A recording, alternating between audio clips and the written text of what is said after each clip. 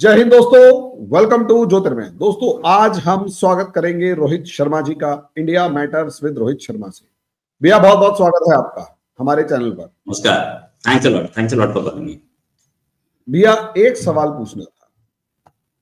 अभी कुछ दिन पहले इस्लामाबाद पे एक मिसाइल अटैक हुआ। ये कंफर्म था कि वो जो मिसाइल है वो पाकिस्तान के पश्चिम से आई थी। अब वो मिसाइल थी क्या थी, इस चीज के बारे में कोई शोर शराबा नहीं हुआ, कोई हो हल्ला नहीं हुआ। लेकिन इसका एक दूसरा पार्ट भी था।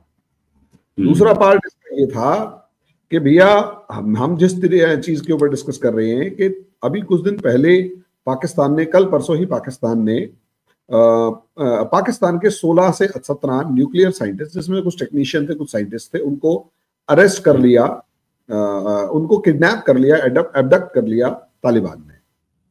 और कुछ खबरें ऐसी भी हैं, कुछ रॉकेट सिस्टम या कुछ इस तरीके का ऐसा सिस्टम तालिबान डेवलप करने की कोशिश कर रहा है जो कि उसके वॉरफेयर में काम आने वाला है। तो ये है क्या और तालिबान क्या कोशिश कर रहा है, इसके बारे में थोड़ा बताइए प्लीज। देखिए, एक चीज तो ये कि जो आपने बोला इस्लामाबाद पे मिसाइल अटैक हुआ था, वो अफगानिस्तान से नहीं हुआ था, वो कहीं खैबर पख्तूनख्वा से हुआ था। इनके पास जो तालिबान के पास या टीटीपी के पास जो मिसाइल्स हैं, वो एक लॉन्ग रेंज मिसाइल नहीं, वो करीब 150 किलोमीटर तक मार सकती है। एंटी टैंक मिसाइल्स उनके पास हैं, लो फ्लाइंग हेलीकॉप्टर्स को मारने वाली मिसाइल है, जिनको ये बोलते हैं, तालिबान की डिफेंस मिनिस्ट्री ने बोला कि हमारे पास 9M135 गाइडेड मिसाइल सिस्टम भी है।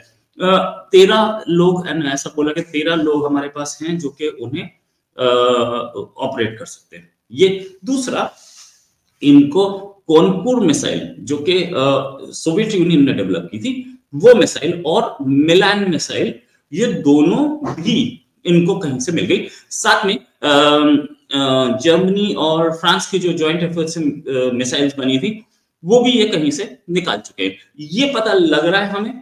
इसमें ये भी है कि मिसाइल अगर इनके हाथ में आ गई है, तालिबान के हाथ में, इनफैक्ट तालिबान के हाथ में बहुत कुछ है। तालिबान के हाथ में हेलीकॉप्टर, अभी हाल में एक वीडियो सामने आया था जिसमें नीचे बख्तरबंद गाड़ियां चल रही थी, ऊपर हेलीकॉप्टर चल रहे थे। तो तालिबान के पास हेलीकॉप्टर है। अच्छा, सब बोलेंगे हेलीकॉप्टर, यार वो हेलीकॉप्टर तो पुराने हैं, वो जो अमेरिका छोड़ के भागा था। अरे भाई, अमेरिका छोड़ के भागा था मैंने मान लिया, लेकिन उसको चलाने का तरीका किसके पास है? कौन? मैं तो हेलीकॉप्टर नहीं उड़ा सकता, आप भी नहीं उड़ा सकते, किसी ने तो सिखाया होगा ना। हेलीकॉप्टर तो बहुत सारे छोड़ के भाग गए, नो डाउट। बख्तरबंद गाड़ी चलानी आती है, मैं कार चला सकता हूँ, आप कार चला सकते हैं, लेकिन प्रॉब्लम यहां आती है कि अगर आप मारुति चलाते हो तो आप टाटा की कार चला सकते हैं, नो डाउट अबाउट इट। लेकिन मर्सिडीज चलाने में प्रॉब्लम आएगी आपको कि एकदम अलग मेक है, एकदम अलग एंगल है, आप हो सकता है आपको स्टार्ट करनी ना आती हो, बहुत सारी चीजें। मर्सिडीज नहीं, BMW या हाई एंड कार्स, ये वही बात है। आपके पास, आप चलाते क्या थे? वो छोटे छोटे मिनी ट्रक, और आप सडनली आपके सामने आ गया क्या? बख्तरबंद टैंक, बख्तरबंद गाड़ी। तो वो चला पाओगे नहीं, किसी ने सिखाया है आपको, ये असलियत है। खैर, इसमें भी हम ये जानते हैं कि कुछ कुछ दिया जा रहा है, कुछ कुछ उधर से भी दिया जा रहा है, अमेरिका से भी कुछ कुछ उसको दूसरे लोग भी दे रहे हैं। हम ये सारी चीजें देखते हैं, हमें सारी चीजें पता है। लेकिन हाँ, एक चीज और कि जो भी दिया जा रहा है तालिबान को, अभी आज सुबह से अफगानिस्तान तालिबान बॉर्डर पे भयंकर फायरिंग हो रही है, बहुत तगड़ी फायरिंग है। और ऐसा भी एक खबर मैंने कहीं पढ़ी थी कि पाकिस्तान ने तालिबान की ओर मिसाइल मारी है। ये कहानी में, yes, Pakistani army launches missile attack on Kunar province. Pakistani army missile attack कर रही है, वहां से भी आ रहे हैं। तो वॉर और किसे बोलते हैं? दोनों तरफ से गोली चल रही है, दोनों तरफ से मिसाइल चल रही है, और इसके बाद भी वॉर कोई चाहिए होती है क्या? और एयरफोर्स, तो एयरफोर्स जो यूज हो रही है, हो रही थी, अभी तो नहीं हुई है, हो सकता है दोबारा यूज हो जाए। एयरफोर्स एग्जैक्टली तो मुझे ये पता लगा कि एयरफोर्स मूड में नहीं है कि इस वॉर में वो घुसे, लेकिन एयरफोर्स अगर यूज होगी तो उसके लिए भी ये जो एंटी मिसाइल सिस्टम जो कल परसों उन्होंने दिखाया है तालिबान ने, ये उसी के लिए है। इसका मिलान कुरकुरसी, मिलन कुरकुरसी, ये उन्होंने नाम बताया है गाइडेड मिसाइल सिस्टम का। और ये क्या कर सकता है? ये हेलीकॉप्टर गिरा सकता है, ये फाइटर जेट गिरा पाएगा कि नहीं, इस पे मेरे पास क्योंकि ये गाइडेड मिसाइल सिस्टम है। गाइडेड मिसाइल मतलब आप मिसाइल को बता देते हैं कि आपका टारगेट ये है, अब वो मिसाइल, वो टारगेट हिलेगा तो मिसाइल भी मूव करेगा। अगर टारगेट ने 90 डिग्री टर्न मारा है तो मिसाइल भी 90 डिग्री टर्न मारेगा, और मिसाइल अगर 90 डिग्री टर्न मार रहा है तो उसको, उसके अंदर नेविगेशन सिस्टम है। नेविगेशन सिस्टम है, इसका मतलब पीछे एक इंजन लगा हुआ है और आगे उसके जो पिन है वो मूव कर सकते हैं, तभी तो मिसाइल मूव करेगा। तो ये नेविगेशन सिस्टम उनके हाथ में है और वो मिसाइल अटैक कर सकते हैं। अभी हम देख रहे हैं एक लो इंटेंसिटी वॉर पाकिस्तान और अफगानिस्तान के बीच में, किस दिन हाई इंटेंसिटी में बदलेगी, we have no knowledge about it. लेकिन पाकिस्तान भी एसेस कर रहा है। लेकिन पाकिस्तान के साथ एक प्रॉब्लम है, पाकिस्तान थोड़ा घबराया हुआ दिख रहा है। उसे ये नहीं पता कि हमारी कितनी आर्मी तालिबान के खिलाफ या टीटीपी के खिलाफ लड़ना चाहेगी। पहली चीज बैटल हार्डन्ड आर्मी है, और जो मैं खुद नहीं बोल रहा हूं, ये पाकिस्तान की आर्मी की प्रेस रिलीज में, सॉरी प्रेस रिलीज छोड़िए, ब्रीफिंग में है, पाकिस्तानी DGISPR की ब्रीफिंग्स में है कि पाकिस्तान की आर्मी बैटल हार्डन्ड आर्मी है। बैटल हार्डन्ड आर्मी मतलब हम बैटल लड़ चुके हैं। आखिरी कब लड़ी थी? 1971 में। बड़ी अच्छी। जो उस समय लड़े थे उनके बच्चे भी आज रिटायर हो रहे हैं। आवाज। एक चीज ये पूछनी है, 1998 में तो इन्होंने लड़ाई लड़ी नहीं थी, वो तो तालिबानी, वो क्या कहते हैं, आतंकी थे, या बैटल हार्डन्ड को काउंट करेंगे? कभी वो गलती से, करगिल में कौन गलती से वो पाकिस्तानी उसको काउंट नहीं कर रहे? नहीं, करगिल में था कौन भाई? आप आर्मी बैटल हार्डन्ड नहीं मान लेते, करगिल में था कौन? नॉर्दर्न लाइट इन्फेंट्री, जो कि पैरामिलिट्री उस समय भी थी और आज भी है, या आज हो सकता है पाकिस्तानी आर्मी का पार्ट बन गई हो, लेकिन उस समय तो 100% नॉर्दर्न लाइट इन्फेंट्री थी, पैरामिलिट्री थी। पैरामिलिट्री मतलब BSF, मतलब CRPF, CISF, ये पैरामिलिट्री होती है जिनके पास, पैरामिलिट्री हमेशा आर्मी से इंफीरियर होती है ना, और इंफीरियर रखी जाती है। टैंक नहीं होता उसके पास ये गाइडेड मिसाइल्स नहीं होंगे, उसके पास एयर सपोर्ट नहीं होगा, आर्मी के पास एयर सपोर्ट होता है ना, तो ये, और ना उनके पास पैरा ट्रूपर्स होंगे, ना उनके स्पेशल ऑपरेशंस होंगी, कुछ नहीं होगा। पैरा ट्रूपर CISF है। CISF का काम क्या है? होम मिनिस्ट्री को और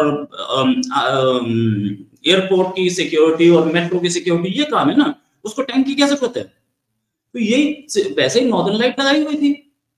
पाकिस्तानी आर्मी अगर बोलती है कि हम लोगों ने वो वॉर लड़ी थी, तो लड़ी नहीं थी वो वॉर। उस वॉर में सिंगल साइडेड पिटाई हुई थी, उसमें लड़ाई नहीं हुई थी। उसमें बस ये था कि ये ऊपर थे, तो ऊपर से गोली चला रहे थे, इनको स्ट्रेटेजिक एडवांटेज मिल गया था वहां पे। बाकी ये कितना लड़ पाए? जब लड़ाई शुरू हो गई, उसके बाद मीटिंग हुई, मीटिंग में पाकिस्तानी एयरफोर्स चीफ ने बोला कि तुमने हमसे पूछा था इंडिया में घुसने से पहले, मेरे आधे प्लेन नहीं उड़ रहे, मैं लड़ूंगा कैसे? मैं तो नहीं लड़ सकता। नेवी वाले ने बोला मेरी सबमरीन नहीं चल रही, मेरे शिप नहीं चल रहे। मैंने पूछा था, पहले मैं करा के रखता सबको, तुम बताते। इसलिए तो फुल फ्लेजेड वॉर नहीं हुई, वरना फुल फ्लेजेड वॉर के लिए बात हुई थी, दोनों साइड हुई थी। इंडिया ने भी फुल फ्लेजेड वॉर के लिए मना किया था, दूसरे उसके रीजंस दूसरे थे, वो मैं किसी और दिन बताऊंगा आपको ऑफ कैमरा। लेकिन द फैक्ट इज कि पाकिस्तानी आर्मी कौन सी बैटल हार्डन्ड आर्मी है? किस दिन की बैटल हार्डन्ड है? तुमने हर जगह तो पिटाई खाई और तुम हमें बता रहे हो। और अब बताता हूं तुम्हें कहानियां। लड़े तुम, चलो तुम कहते हो हम इतने साल से इंसर्जेंसी से लड़ रहे हैं। कौन सी इंसर्जेंसी से लड़ रहे हो भैया? कौन सी से? अभी 10 साल से तो तुम्हारे यहाँ हमले शुरू हुए। उससे पहले कौन से हमले थे? तुम्हारे अपने लोग, मुशर्रफ के टाइम पे हमला हुआ था, बताता हूं। लाल मस्जिद वाले मौलाना पे इन्होंने हमला बोल दिया। एक आदमी मस्जिद में बैठा है, 150 आतंकी लेके उसको चारों ओर से आदमी ने घेर लिया और घुस गए इसके अंदर। मस्जिद वाला मौलाना तो बहुत ही बढ़िया, बड़ा वो बुर्का पहन के भागा, पकड़ा भी गया।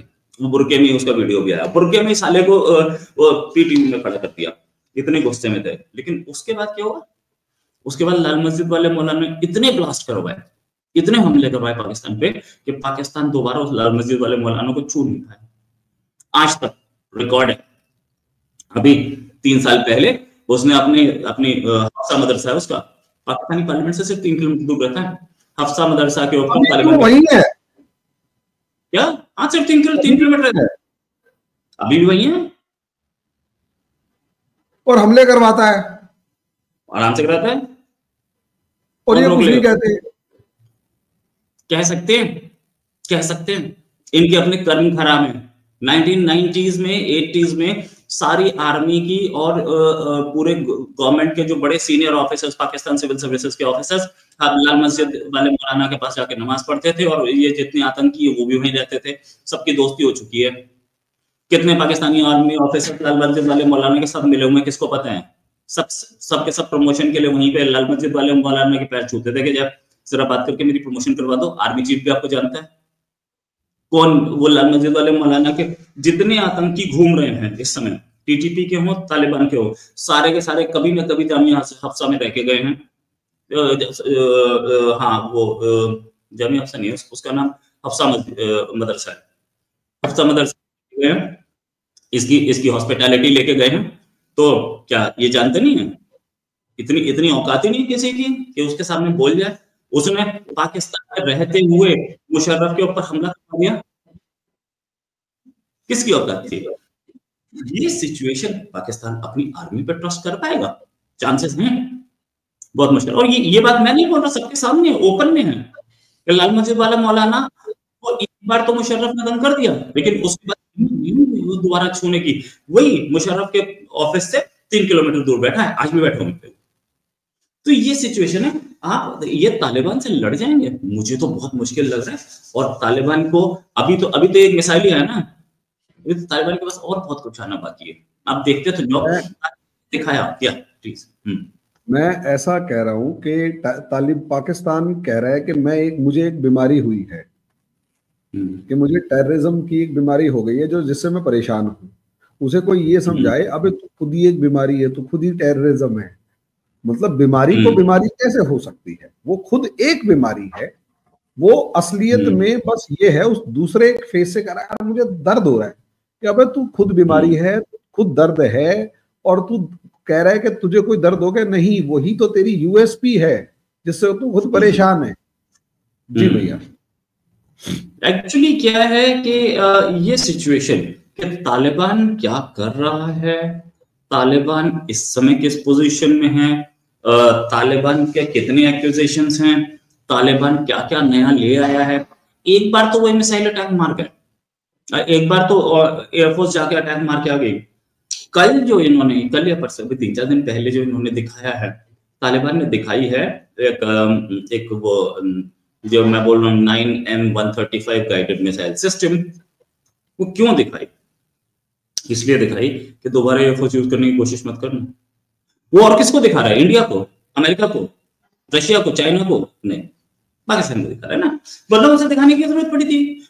दिखाई इसलिए कि दोबारा एयरफोर्स यूज करने की कोशिश मत करना, हमारे पास मिसाइल सिस्टम है। और जो आया अभी कल परसों की बात है, ये जो पाकिस्तान ने एक कब्जा कर लिया था ना, बीएलए ने एक शहर का कब्जा कर लिया था ना, वो हेलीकॉप्टर आया था, मच नहीं, दूसरा वो जहरी हाँ, उस जहरी जो आई थी, एयरफोर्स आई थी, एक हेलीकॉप्टर आया था, उसे भी तो उन्होंने मार के रहा था। मैं बीएलए की बात कर रहा हूँ, तालिबान की नहीं, टीटीपी की नहीं। अंदर बैठ के मिसाइल सिस्टम उनके हाथ में भी है।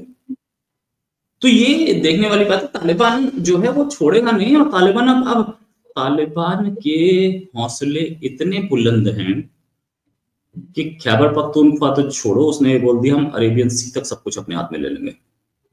मींस केपी के और बलूचिस्तान, अगर वो अरेबियन सी तक का टारगेट लेके बैठा है, तो कोई ऐसी चीज तो है, कोई पीछे से उसके हाथ में है, मतलब कोई पीछे से स्ट्रॉन्ग बैकिंग है उसके पास, जो ये बोल रही है कि यस तुम लोग, हम तुम्हारे साथ हैं। ऐसे ही थोड़ी क्लेम कर रहा है वो। एक बात याद रखना कि तालिबान की जो फोर्स है वो 20,000, 25,000, 30,000 लड़ाकों से ज्यादा नहीं है। पाकिस्तानी आर्मी 6 लाख की है। फिर भी क्यों डरी हुई घूम रही पाकिस्तानी आर्मी? इसीलिए क्योंकि उन्हें पता है कि तालिबान से भिड़ना बड़ा मुश्किल है। तालिबान अपनी टेरेन का मास्टर है। तालिबान का एक आदमी बाहर निकलेगा, एक बॉम्ब रख के चला जाएगा, और या वो खुद ही सुसाइड अटैक भी करेगा तो कई मारे जाएंगे पाकिस्तानी। 16 एक आदमी ने 16 17 पाकिस्तानी आर्मी के उड़ा दिए। हमने देखा है कैसे वो अपने सुसाइड बॉम्बर्स को यूज करते हैं, और वही धमकी डेप्यूटी फॉरेन मिनिस्टर स्टनकज़ई दे रहे थे। स्टनकज़ई जो हैं वो इंडियन आर्मी की IMA में देहरादून में पास आउट हैं, और यहाँ कुछ ऐसा सिखाया तो नहीं जाता, लेकिन ये पाकिस्तानियों के हाथ पड़ गए तो उन्होंने भी फिर सुसाइड बॉम्बिंग सीख ली, वरना हमारी आर्मी की तरह लड़ रहे होते है ना। ट्रेनिंग हमारे यहाँ से लेके गए आर्मी की, वहां से जाके उनका ब्रेन वॉश कर दिया गया पाकिस्तानियों के द्वारा। अब पाकिस्तानियों ने ब्रेन वॉश करके वो सुसाइड बॉम्बिंग 2-4 और सिखा दी। यहाँ से वेल ट्रेंड थे, वहां जाके सुसाइड बॉम्बिंग सिखा दी, तो बनकर जो निकला वो कुछ ज्यादा ही खतरनाक निकला, और वो पाकिस्तान के लिए ही भस्मासुर बन गया है। राइट, तो ये असलियत है। और एक चीज और एक दिमाग में रखनी चाहिए कि पाकिस्तानी आर्मी जो है वो कितना लड़ेगी या कितना लड़ पाएगी या कितना विलिंगनेस होगी। पाकिस्तानी आर्मी के जवान के हौसले, मोराल बहुत डाउन है। आर्मी के जवान का मोराल कुछ ऐसा है कि वो ये सोचता है कि ये हमारे, क्योंकि सब कुछ एक्सपोज हो चुका, सब कुछ सामने हो चुका, वो हमारी आर्मी के, इंडियन आर्मी के ऑफिसर्स की तरह ये नहीं बोल सकता। पाकिस्तानी आर्मी का ऑफिसर ये नहीं बोल सकता कि यार तुम मुझे भी देखो ना, मैं भी तो इंस्टॉलमेंट पे मकान खरीद रहा हूँ। और सच में इंडियन आर्मी के ऑफिसर्स इंस्टॉलमेंट पे मकान खरीदता है, इंस्टॉलमेंट पे कार खरीदी होती है उसकी, और पता नहीं वो कितने साल वहां पे नौकरी करता है और इंस्टॉलमेंट भरता है, और तब उस 3 बेडरूम के फ्लैट में बैठा होता है। जितने भी इंडियन आर्मी के ऑफिसर्स अमेरिका विजिट करते हैं या यूरोप विजिट करते हैं, वो सारे 100%, कोई एक भी ऐसा नहीं है जो इस बात से अलग हो। उनके बच्चे अमेरिका में जॉब कर रहे हैं या तो IIT वगैरह करके चले गए, और वही टिकट भेज देते हैं। पाकिस्तानी आर्मी के ऑफिसर्स ये बात नहीं बोल सकते। और पाकिस्तानी आर्मी के ऑफिसर्स की सिचुएशन ये है कि वो गेम भी अलग खेलते हैं। वो ये है कि वो लोग अपने जो उनके जो फार्म हाउसेस उसका शो ऑफ भी करते हैं, वो दिखाते भी हैं, और ओपन में आती भी बात, वो अपनी एक्सुबरेंस को, वो अपनी लैविश लाइफस्टाइल को दिखाते हैं सबको दुनिया में। और इसके बाद अगर वो दिखाते हैं तो क्या होता है, पाकिस्तानी आर्मी का जवान परेशान होता है कि मेरा तो बिजली का बिल बड़ा मुश्किल से जा रहा है, ये लोग साला ऐश ले रहे हैं, ये लोग यूरोप में फार्म हाउस खरीद रहे हैं, तो वो जवान अब लड़ने के लिए तैयार नहीं हो गया था। ये तो साला मजे लेते हैं, मैं अपनी जान फ्री में दे दूं, मेरे बच्चों को तो पेंशन नहीं मिलेगी, वो भी नहीं मिलेगी, फिर मैं क्या करूंगा। ये सिचुएशन है। तो हालात खराब हैं, तो हम ये उम्मीद कर सकते हैं कि अगले आने वाले कुछ टाइम के अंदर पाकिस्तान का एक बड़ा हिस्सा उसके हाथ से खिसकता नजर आ रहा है। बिल्कुल, पाकिस्तान के हाथ से खिसकता नजर आ रहा है एक बड़ा हिस्सा, और साथ में ये भी कि पाकिस्तान की सूरत हाल भी खराब होगी। हम ये देखेंगे, बड़ा हिस्सा नहीं, आधे से ज्यादा, क्योंकि खैबर पख्तूनख्वा तो अभी भी कंट्रोल में नहीं है उनके, खैबर पख्तूनख्वा बाहर ही है, और बलूचिस्तान वो भी कंट्रोल से बाहर हो रहा है। दोनों के दोनों आप देख लो ना, आपके सामने अगर कंट्रोल में होते ही तो इतने हमले थोड़ी हो जाते यार, इतने हमले पॉसिबल थे? मुझे नहीं लगता। नो वे।